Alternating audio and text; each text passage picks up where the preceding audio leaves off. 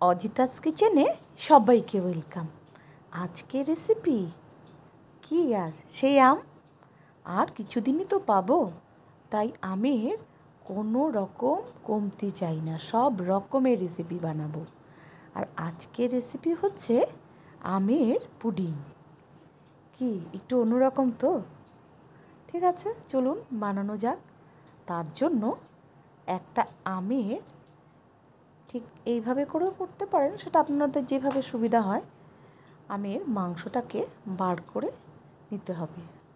আমি এই প্রসেসটাই খুব ইজি মনে হলো, তাই এইভাবে বার করে নিচ্ছি। তারপর মিক্সিতে দিয়ে ভালো করে পেস্ট করতে হবে, যেন ওই আঁশ ঠাস বা দানা দানা কিছু না থাকে। খুব সুন্দর করে ভালো করে মিক্সিটাকে ঘুরিয়ে একটা পেস্ট করতে হবে। তার জন্য আমি আমগুলিকে এইভাবে বার করে নিলাম।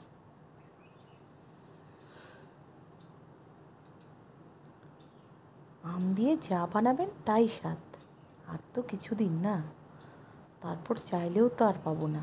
যাই হোক, একটা কড়াইয়ে একটু জল গরম করে তার মধ্যে কিছুটা চিনি দিয়ে দিলাম।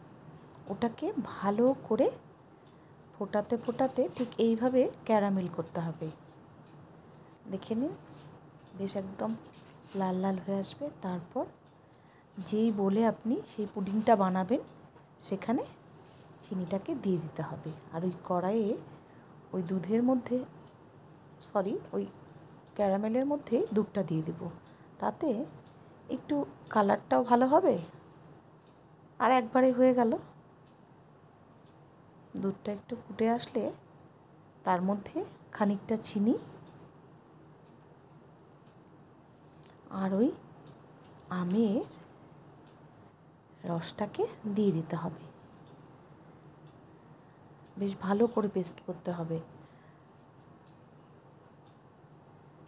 দিয়ে কিছুক্ষণ ফোটাতে হবে। আর 1 চামচ কর্নফ্লাওয়ার জলে গুলিয়ে ওই মিশ্রণটার মধ্যে দিয়ে দিতে হবে।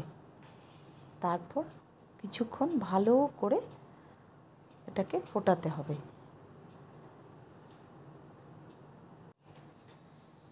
আর একটু হবে, হয়নি এখনো। ব্যাপারটা বেশ গাঢ় হয়ে আসবে একদম।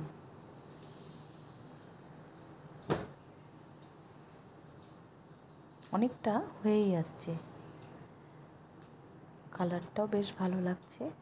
তারপর ওই চিনির ক্যারামেলের উপর এটাকে দিয়ে দিতে হবে, দিয়ে ঢাকনা বন্ধ করে একটু ঠান্ডা করে ফ্রিজে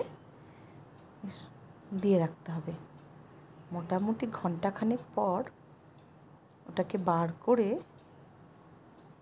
প্লেটে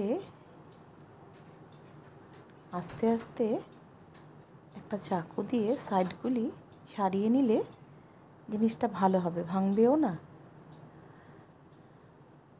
আর দেখতেও ভালো লাগবে। বাচ্চারা কিন্তু খুব ভালোবাসে খেতে। আর ঠান্ডা ঠান্ডাও হচ্ছে।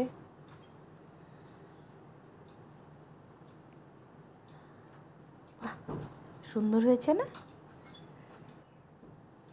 দেখতেও সুন্দর হয়েছে, খেতে দেখি কেমন হলো। বেশ ভালোই হয়েছে দেখতে, না? বাহ, একদম সফট।